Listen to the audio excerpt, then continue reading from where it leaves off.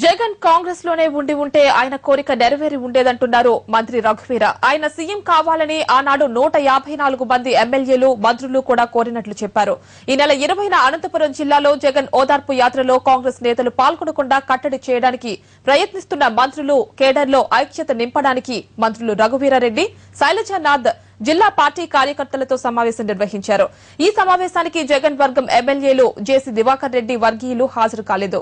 కాంగ్రెస్ లో ఉంటూ మరో పార్టీతో చేతులు కలపడం క్షమించరాని నేరమని రఘువీర అన్నారు.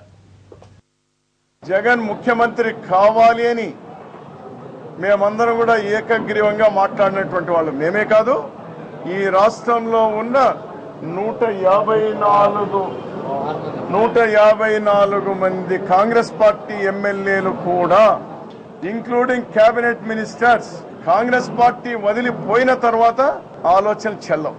పార్టీలోనే ఉండింటే బహుశా అవకాశం ఉండేదేమో, కానీ కావాలి అని అడిగిన వెంటనే పార్టీలో సాధ్యం కాదు. ruchulu.com Making of Andhra recipes. Recipe videos in Telugu for all varieties of veg, non-veg, baking snacks and desserts. Please visit ruchulu.com.